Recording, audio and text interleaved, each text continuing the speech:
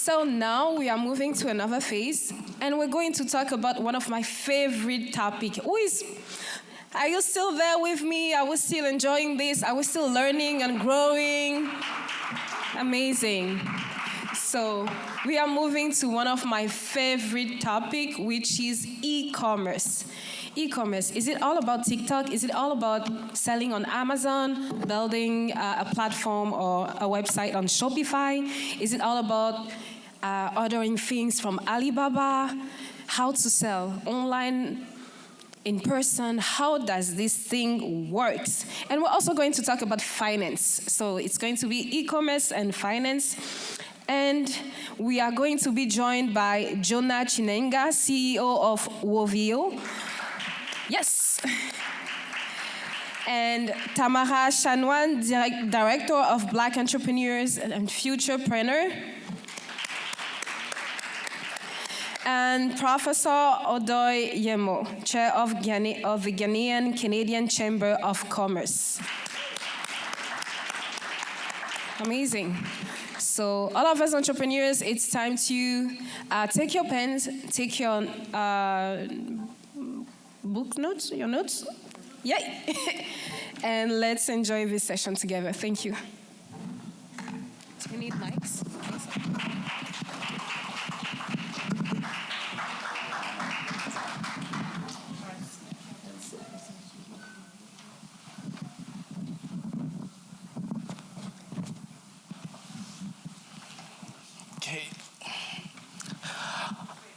Hi everyone, my name is Jonah Chininga and I'm going to be moderating this conversation.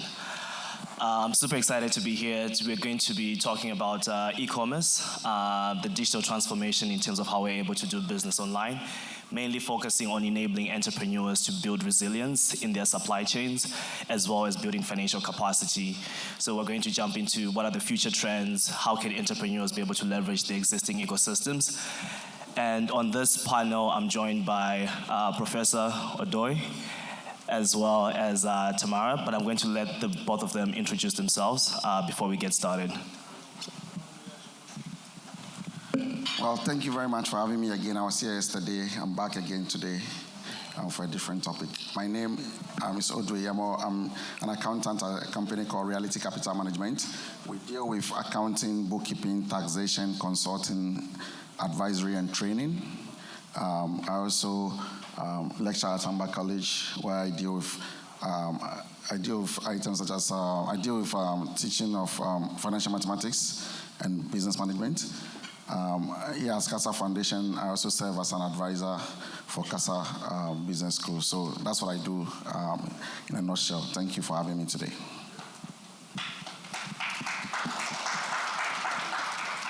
Hi, I am Tamara Chanoine, the director of the Black Entrepreneur Startup Program at Futurpreneur. Thank you for CASA Foundation. Thank you for Friends of Africa for inviting us today. So within Futurpreneur, the Black Entrepreneur Program, we offer loans, mentorship, and resources to Black entrepreneurs that are starting and growing their business. Thank you. Awesome. So the first question that I have for you guys is, because one thing that I usually hear is the whole notion around one thing within the Black business community, we focus too much on the services, not on the products. So people who serve or provide hardware products, whether it's hair products, whether it's selling food, whereby you need to be able to manage your supply chain. So one thing that I have is in light of the recent global disruptions, what strategies can entrepreneurs implement to build more resilient supply chains that can adapt to the changing conditions? In what ways can entrepreneurs integrate sustainable practices in their supply chains while maintaining financial viability? So to Professor, I'll start with you. Just based on your experience from the Ghana Chamber of Commerce, how do global entrepreneurs in the African and Canadian ecosystems work to manage the supply chain risks? Well, thank you very much. That's a very nice question. Actually, that space is very essential. If you look at what happened during the COVID, if you walk into even the bigger place such as Shoppers, you found out that there was lack of infant medication and all that. The whole supply chain of Canada is known as one of the biggest. Canada actually have one of the biggest logistics and supply chain industry in the world. Even with all that, there was a shortage in Shoppers Drug Mart, which is something that has to do with health. So you can see that the supply chain market is a very important market, like you alluded to. However, we did not, or were not able to do that. One of the ways to alleviate this situation is for you to understand your supply chain from the beginning to the end. A lot of businesses do not even take a look at their supply chain line to understand what really happens. And so one of the things I need to do is to actually to look at the whole production line. If you're in production, if you're in finance, or even any service industry, you need to understand your line of your supply chain, how you actually deliver the services that you engage in. So for example, the one for shoppers, for example, what they have done is that they try to have understanding their supply chain, understand what the customer's needs are. They try to, form like an ecosystem where they're able to work with other companies so that when there's shortage in certain items that they don't have in their shelves, they can reach out to other companies to do that. You also need to understand your capacity. Most of the time, businesses that are involved in supply and distribution do not look at their inventory or stock management. That's also a very poor way of doing it. You need to understand that form of logistics to understand a clear view. Planning comes into place. That's one of the key things to understand. Planning. If you don't plan properly, you tend to fail. And you also have to have emergencies, emergency. In finance, for example, we have what we call the sinking fund, where if you are in business, you need to save something on the side. That's what we call it, like an emergency fund, so that in dying needs, in times when the business is in trouble, you can always rely on that. So a lot of countries that did not do that, a lot of businesses that did not do that during the COVID found themselves wanting. And therefore, this is something that you need to do. You don't need to wait until something happens before you do that. So in accounting, you need to have a sinking fund, a budget in place for emergencies. And if you are into a delivery products such as shoppers and things, you need to have a back end stock that you keep in place. So in times of dire needs, the company can rely on that. And I'm not sure that's what you need to do. Thank you. Awesome. Thank you, Professor. And Tamara, I'm just going to come to you with the same question, but more on your experience with working with young entrepreneurs at Futurpreneur. What are some of the partnerships or practices that you've seen in terms of building supply chains? Well, especially when an entrepreneur is starting, there's so much information out there and it can be very overwhelming. So what we recommend a lot of times, especially in the supply chain part, is trying to develop like long-term relationships, because through the long-term relationships and contracts, there are cost savings. So it can be challenging depending on the, I would say, the criterias of the partner, but the longer the relationship is, the more efficient the supply chain can be.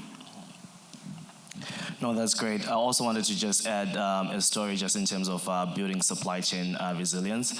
I think for the work that we do at Woveo, working with communities, one of the interesting model that we saw was what the Filipino Community Association does.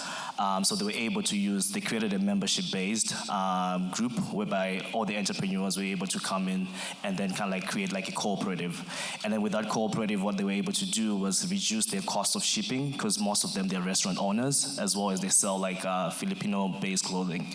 So now every quarter, they have someone traveling between Canada and the Philippines to be able to purchase those products. So by buying in bulk, they're reducing their cost of getting products just in smaller packages as compared to getting it in large lump sums, which can be helpful in terms of getting discounts as well as mitigating that. So I think there are also some interesting community models that can be implemented in terms of building supply chain and then mitigating that risk that are involved in that.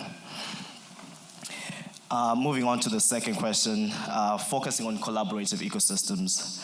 Tamara, I'm going to start with you. So how can stakeholders, that includes government, financial institutions, businesses, collaborate to create an inclusive ecosystem that supports entrepreneurial growth? Obviously, I'm going to speak about Futurpreneur. So the Futurpreneur, the Black Entrepreneur Startup Program, has collaborated with a few banks such as RBC and BDC to offer loans to entrepreneurs that come knocking at our door. And the thing is that it's important, I find, to collaborate where we can't necessarily always do it by ourselves. It's finding within the ecosystem how we can complement each other in offering the services to the Black community. So, for example, we collaborate a lot with, for example, incubators. So there are incubators that don't necessarily offer the funds, but they prepare the entrepreneurs to build a strong business plan, to build a strong cash flow statement, so that it increases the entrepreneur's confidence to go knocking at the door, to go ask for the maximum amount that they would like to have. Obviously, there's criteria that we need to all fill out. So I find it very, very, very important, because this is where we complement each other. You know, I'd like to give a nod to Tiffany Callender from FACE, who is here also, and we collaborate a lot within the ecosystem.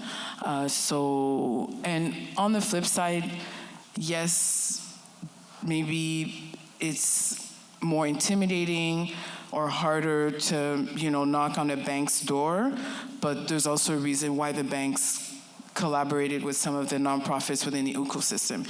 It's being able to service the community. No, and then coming to you, Professor, based on your own experiences at the Ghana Chamber of Commerce, how do you see businesses and governments collaborating, especially across borders and in emerging markets, to be able to foster a strong entrepreneurial ecosystem? Well, especially after COVID, post-COVID, we've seen that the government has tried a lot to collaborate with a lot of chambers of commerce.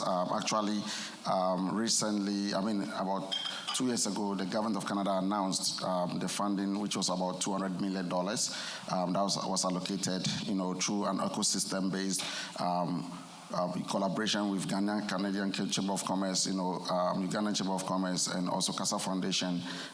Government of Canada announced that. However, the question has been, it's not been easy for people to access those funds. And so we're looking currently at training. The reason we found was that a lot of our people were not trained, lack of information, lack of mentorship and all that. It made us very difficult to get access to those funds. As I'm talking to you now, $200 million was allocated. It's only about 30 million has been distributed to those through programs such as Face Coalition you talked about and all that. So government of Canada is trying their best, but it's we as a people that we need to belong to certain ecosystem to make sure that that becomes a realization. That's why for us in the Ghanaian Canadian Chamber of Commerce, what we are doing is that we are trying to empower people. We're trying to encourage more people to join the BAR program, the Black Accelerator program that we do at CASA Foundation, where we try to get mentors to help us understand the landscape, understand business plans, projections, cash flow projections, and all that to help our people develop business plan. Now, if you try to assess funding, yesterday I was talking about that, through the traditional methods such as banks and all that, it's very difficult for you to access funds. And that's why through partnership like CASA Foundation, Friends of Africa programs that we do, once you go through our training, you learn how to do business plans and all that. Then, by even getting our certification, you get access to funding through some of the Black-led loans that are available in RBC, CIBC, BMO and all that. They are Black-led organization ecosystem funds that are waiting for us there. But in order for you to access that, you need to belong to the ecosystem. So I would like to welcome everybody to join the Chamber of Commerce, join the Friends of Africa. Let us move forward as an ecosystem, as a collaborative group for us to get access to these funds. It's all based on information. Thank you. No, that's a very good point. I think one thing that I always try to advocate, mainly around building capacity in terms of across borders in emerging markets. One thing that you see is with the trade commissioners in Canada, there's a lot of relationship with developed nations, but then when it comes to African countries, as African entrepreneurs, sometimes there seems to be a lack of infrastructure, just in terms of the amount of trade shows that you can be able to attend, to be able to build that business connection between the Canadian ecosystem and the African ecosystem, right? Can we create trade shows that encourage entrepreneurs to be able to go and showcase their businesses back home, but then also entrepreneurs in Africa to be able to come here in Canada and do the same? That infrastructure doesn't exist yet, and I think building those things and then the community here being a proponent and an advocate for that, we can be able to build more resilience within that ecosystem. Moving on to the next question around training and education, especially looking at building capacity.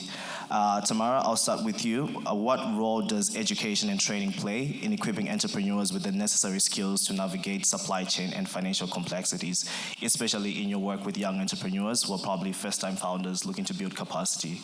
How do you guys go about it? Training and education is key. I think it's applicable to everything that we do in life. But where we do focus a lot on is financial literacy. Understanding how your credit can work for you. Once again, having a strong business plan where not only can you look for financing, but maybe you can access grants. Maybe you can go to pitch competitions, learning how to pitch also your idea in a room full of potential investors. Also, another thing that we like to talk about are provisions. So yes, you're coming in to get a loan, but what are you forecasting? If you're offering a seasonal product or service, what are the tactics that you're putting in place for your off season? So it's a lot of these conversations that we're having with our entrepreneurs just to make sure that also they understand their target audience, they understand the market that they're navigating in, that also understand that there's competition out there. So for me and for us in our program, it's very, very important to spend time with them. And through planning, when they have a business idea, is to bring them to reflect and see the long term. Because a lot of times, yes, we have access to funds. We want the money. Money's cash flow. We can make more money, but we also need to predict the future.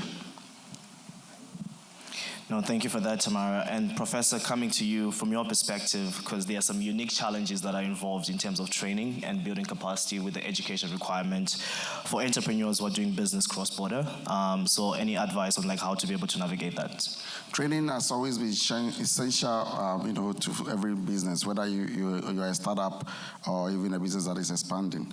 Now, training has always been the backbone for every business if you want to be successful. But she mentioned financial training. As we all know, in our school system here in Canada, financial planning is actually not taught in schools.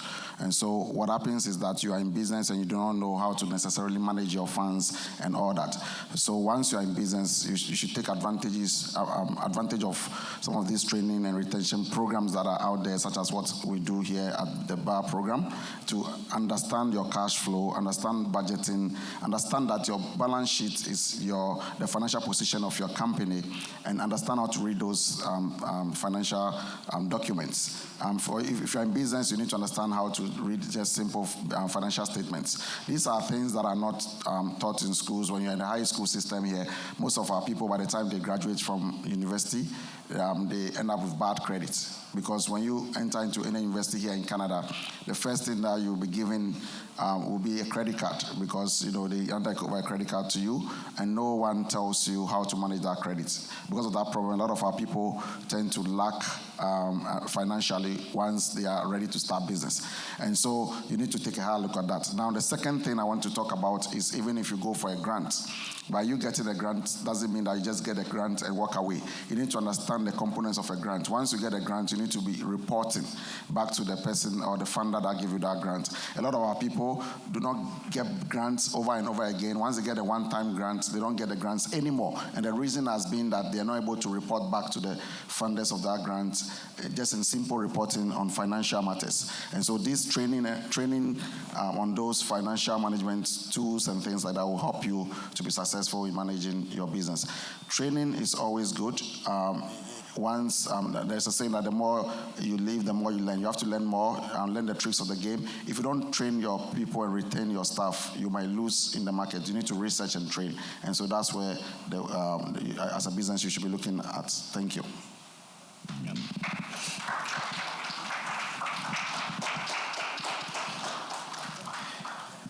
Awesome. And then going into our last question, which is around future trends. Looking ahead, what emerging trends in e-commerce and finance should entrepreneurs, particularly those from underrepresented groups, be aware to remain competitive and innovative in their approaches? Start with you, Tamara. What we're seeing a lot within the ecosystem is grants, pitch competitions, peer-to-peer lending, because as we all know, interest rates have risen. They are slowly coming down, but it's just that entrepreneurs are trying to be also creative in the type of funding that we're getting. Us at Futurpreneur, we offer loans. Maybe one day we'll see the grant. We do have a few programs where we do offer an award that happens once a year in collaboration with RBC, which is called Rock My Business, where you can come and validate your idea, and at the end, there's a $10K award to be won. But the nature of our work is to offer you financing. So it's just my hope one day is to see a bit of a balance, where the entrepreneur can diversify their sources of income. So yes, there's the loan aspect, but why not look at the other options to reduce the risk? Professor? Well, yeah, future trends. You can look at social innovations, financial innovations, and what's happening in today's world. If you're talking about future trends, you still need to look at social media, how to penetrate that market. If you're in business, you need to explore your e-commerce space. As you all know, the Canada government announced what they call a digital adoption program. I think a couple of years ago, where they are giving $100,000 to any business that would like to have an online presence. Once you come up with a budget that you can show that you have an IT team that can build a robust, database or maybe an e-commerce site for you, government is willing to work with you to give you that money. And so you're looking at future trends for you to be able to sustain in these current situations that are happening. You need to have an online presence. For example, most people, most startups, like for example, hairdressers, barbering salons and all that, most of them will tell you they have no websites. And how do you grow your business? You need to have an online presence. You need to look at future trends. Recently, there has been inflow or influx of immigration. You need to tap into that. Most of these new immigrants that are coming have a lot of have lots of experience that you can tap into. Visit where they are, help them out, and let us move forward. Those are the future trends. How can we get access to more funding through the government programs? There are so many. Government just announced that in this fall, there is a new program through the federal, Western Ontario federal government program, where government is giving interest-free loans of about $125,000 to up to $2 million. Those are some of the things that you can get access to. So do more research and try and grab those and ensure that you are online for you to be successful. Thank you. No, thank you for that. And I just wanted to add also, just to add two to that.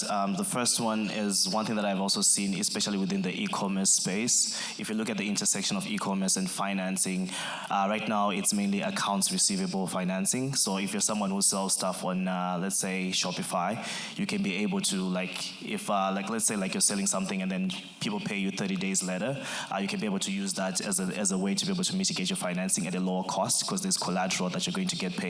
So they're doing accounts receivable financing, invoice financing. So there are different types of embedded financing that entrepreneurs can be able to leverage. I think the second one also is, you can talk about future trends without talking about AI.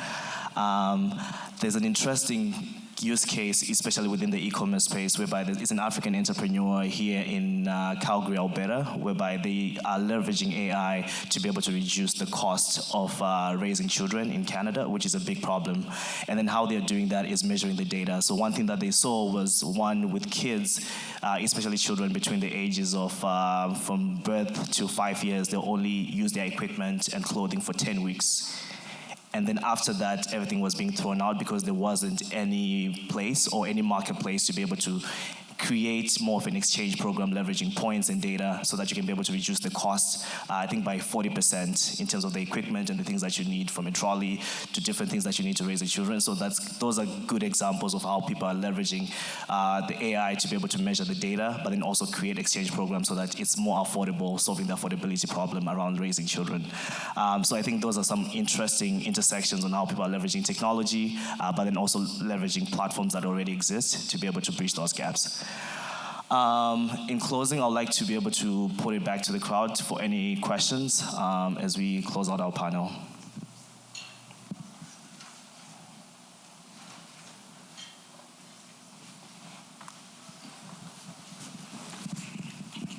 Thank you, and both guests, very esteemed. Thank you very much for your time.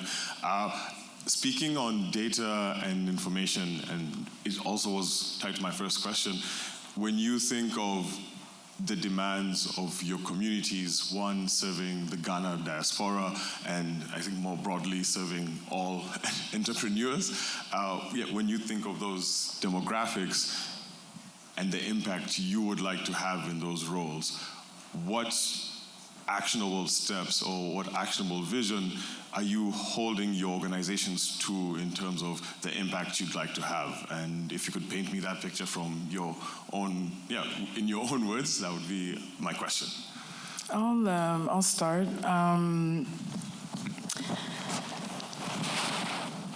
How we're holding our organizations accountable. So, first of all, the fact that there is these types of targeted programs, such as the Black Entrepreneur Program, is already the first step in the right direction.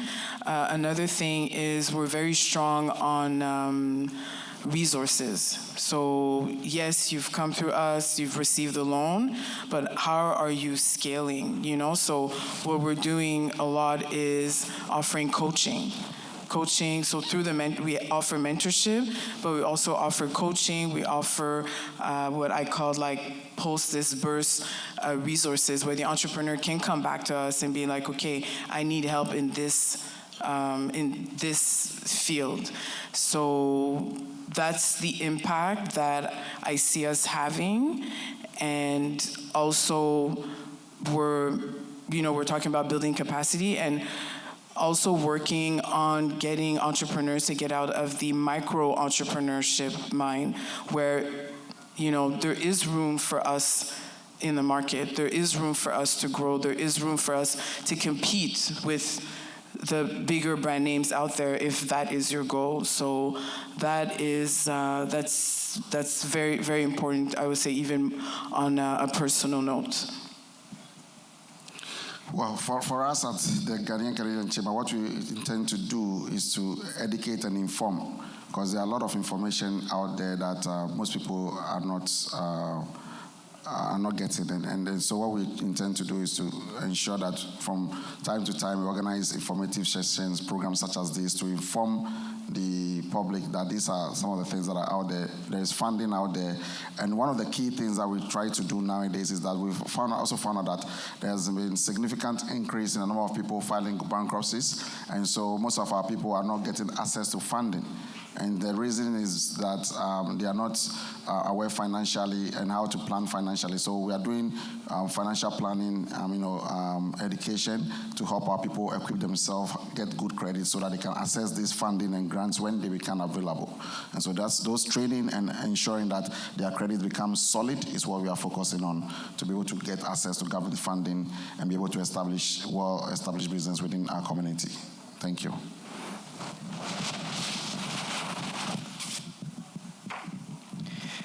Okay, I think we have one more there. That's it. We're done. There's no more questions. Oh, yeah. Yeah, hi, good evening. My name is Rekia Muftau Abdullahi. What is the average credit score that you need for someone to get that funding? Well, that's a good question. You need at least 680 and above to get access to BDC funding, get access to FEDERS funding, and get access to other credits within the financial institution. But what I normally focus on is not necessarily the credit score. It's actually the credit reports. because when you look at the report and digest it, you will find that a lot of our people, maybe during the time that they were in school, they got a cell phone, and therefore they miss some payments, and it's hanging on their credit. Due to that, although they are now working and making payments, those, because of the fact that about 3 years ago they missed some sort of payments for a cell phone which they are not even using anymore, might be hanging in there. Once you write a letter to Equifax or TransUnion, we get that removed and their score keeps going up. And once you get access to funding, access to good credit, you get access to huge funding, and that will have a great impact on your business. And so that's what we are doing. But 680 and above will be good. I always like to be somewhere around 750 to be solid as a business person. Thanks. Okay, like me, I think I'm around the area. But the thing is, I'm a business person, I'm an entrepreneur, and I think I've started being an entrepreneur since the age of 16, and I'm 50 today. So I started from Dubai to Nigeria, from Nigeria down to Canada. I have 2 outlet shops because I'm one of the best perfumery when it comes to perfume, oils, and spray. But I stopped doing the spray because of chemical reason. So I base only on the oil perfume. So I do skincare and incense. I'm all over the Instagram, TikTok, etc. But I try to go into the funding. I had government are giving. Apart from the CIBA loan that was able to get 60,000, and then after 4 months, I returned the 40,000 and held on to the 20,000 because that is what they said. Apart from that, I've not gotten any grants again. So I use my own personal money to have a shop on Queen Street West and another one in Mississauga, and I'm trying to open another one in Scarborough. And I equally want to go into other things, which I believe I've done my visibility, and I say that, yes, our people need it. Even the other nationals, they need them.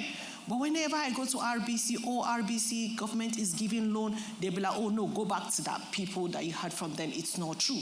I go to, is this CIBC? They continue pushing me from one way to the other. At last, I just had to give up because I just believe it's just a story all government is giving, but we're not seeing it on the ground.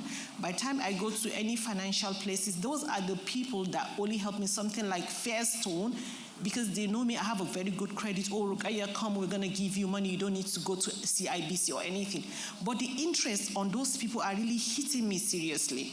RBC gave me $25,000 card, but I know that they want to mess me up in the sense that they just want you not to pay the minimum amount balance or whatever you have eaten because I needed cash. So most of the time, I withdraw cash from the ATM to do my business. But for how long? I have like 4 workers working for me. I run from skelter to scatter, just looking for money just to make sure that I continue pushing up. At the end of the day, I had to girl, you need to slow down because with this government fund that you are hearing one way or the other, I don't think it's going to work for you. So I use my personal money to do my business. Thank you. Well, I understand your concern. That's a good question. Actually, you are right. It's not easy to access those government funding, but I can tell you right now that you have to talk to a professional and we have to sometimes ascertain your financial situation. Because a lot of the time, people walk into the bank with financial statements that are not audited. And so anyone can prepare a financial statement and give to the bank will not take you serious. Secondly, nowadays, if you cannot find the audited statements, you can actually go for what we call the compilation report, which has to be prepared by a certified management accountant or a registered professional accountant like myself. And most of the time, with those money, those financial statements, you should be able to get a loan. And then lastly, you have to look at the financial ratios. That's why I mentioned earlier on this morning to the group I was talking to about CFO services. I can look at your financial statements and I will tell you that your business should not even be going ahead and probably opening new branches because probably the margins are not there. A lot of the time, people are doing business, they think that they are making money, but not necessarily making money. And so you have to make sure that your balance sheet, which is the financial health or financial position of your business, is doing well. If you're having problems with that, then we need to look at other forms of loans, such as equipment loan through BDC. My office will attest to you that anyone that we apply for, as long as the person can prove that they have a credit score of 700 and above, that loan will be approved, guaranteed. And so a lot of the time, you need to talk to experts like myself to get things done. And so we can talk in chambers after. Thank you. Okay, my other thing is, like I have a couple of friends that we are not in the same business. They are doing something like clothing, but they are like Pakistan and Indians. They don't even have what I have, but they are getting this loan. So I was like, oh, is it because I'm black? These people are I don't know how they cook the papers for them. I have everything that it takes me to get the loan, but I won't get it, but they will get it. So I'm just a little bit like, what is happening? That was why we talk about the ecosystem. And so we are glad that you're here today. I mean, Dr. Olu is right there. She will tell you, we've been talking about this over and over again. And that was the reason why we formed this coalition of Friends of Africa, so that we have direct talks with the banks. Tiffany is not here today. Your partner. Yes. Oh, there you go. We'll talk to Tiffany after that about Face Coalition. She will give you more information. I think we're on another panel. We'll be giving more information on Face Coalition. Money has been given to us, but how to assess that? We've spoken about credit, if your credit is solid and everything. That's why you come to events like this and you get to speak with the people. For all you know, the person who approved the loan is sitting right here. So we'll talk about it. Thank you.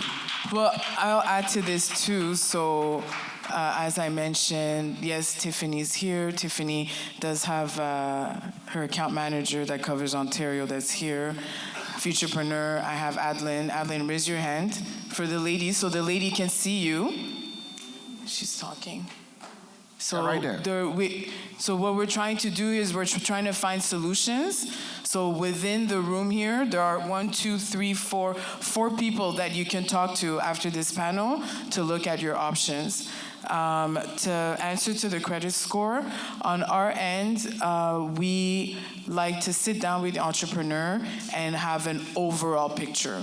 So yes, we will look at your cash flow statement. That's very important. But we also want to have a firm understanding of what's going on, right? So so we're here to help. There's people here in the room that are available to help. So let's sit down and have a conversation and see how we can help you.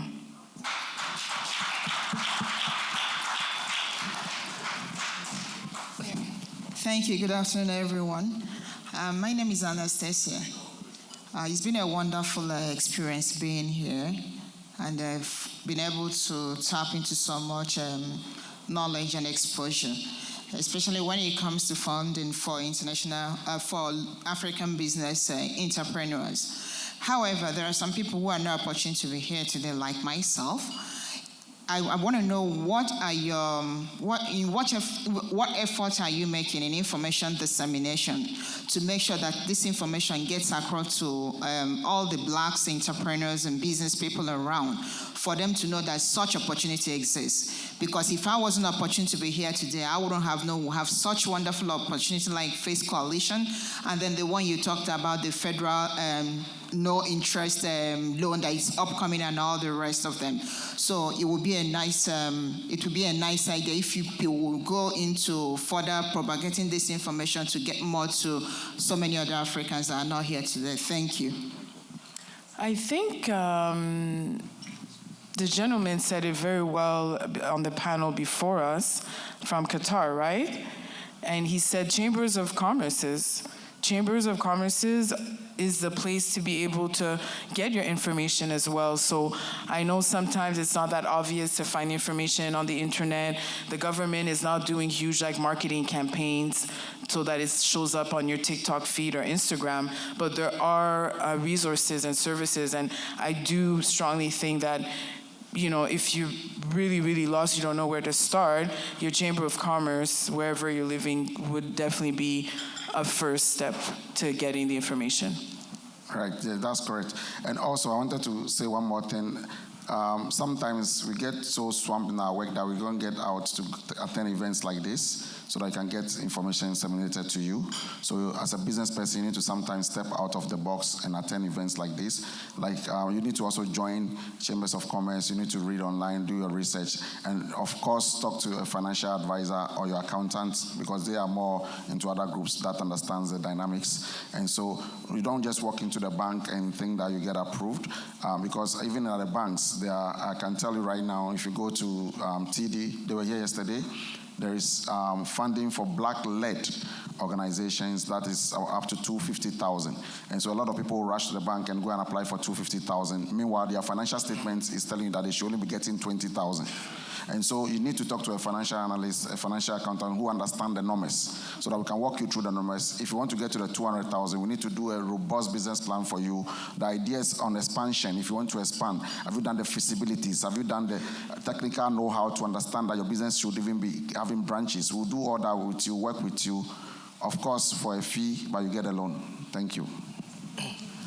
Yeah, and then also I just wanted to add a last comment on that. I think there's one element of the credit score around the financing requirement, but I think one thing that is not spoken enough is when understanding kind of like the relationship between risk and capital, is there are ways that we can be able to de-risk our businesses and entrepreneurs. Sometimes it's not just the credit score component. Sometimes it's how banks and these financiers measure business risk is different between a sole proprietorship, a partnership, and cooperation, right? So sometimes if it's just one individual, probably your risk profile is really high. So in the community, how do we also speak about creating partnerships when we're starting businesses, creating cooperation so that we can be able to de-risk and access low-cost funding? I think there's opportunity for conversations of that sort. But yeah, other than that, if there are no questions, oh, okay, there's one more, okay. I just want to quickly respond to your concerns. First point, I want you to please take away the fact that the bank is being black is working against you. That's not the case at all. From my experience, banks want diversified client base. So that is even working for you as a black person, because blacks are now more in business, and every bank wants a diversified client base. So being black is working for you. Now, in addition to what Professor said, one key thing, I hear this every day as an ex-banker, that A is getting, I'm not getting. You might be in the same line of business. I'm sure some of those loans you apply for, there's what they call personal net worth statement. And most of these businesses are the initial stage, high operating cost. Your net position is always maybe negative or maybe still pre-revenue, and you're carrying huge operating cost, right? That means looking at the cash flow, the banker is looking at the cash is king. He's saying you're asking for X amount of money. How do you now pay it? That's what they're interested in. The cash pays, the money you make every day is going to repay the bank. If the bank can see that cash flow on a daily basis that you can afford that loan, is a big issue, right? It doesn't matter whether you've been in business for 10 years or you're just starting up. And then one thing is your personal net worth. For example, if I have $1 million personal net worth, and you have $20 million net worth. We are in the same business, and mine can cash flow, mine can cash flow, yours can cash flow. The bank will prefer to deal with you because you are sitting on huge asset base that you can tap into to repay them if the business is struggling. So what I want to end up with here is that it's a case-by-case basis. Because the other person you're looking at, you don't even know what they're sitting on asset-wise. You're just seeing the businesses they're running. So, I'm going to summarize it. I think you need to talk to somebody like Professor so that he can look at your situation and be able to advise you appropriately. And then it's going to take away all these pains or give you a clear path to follow. Right? Thank you so much.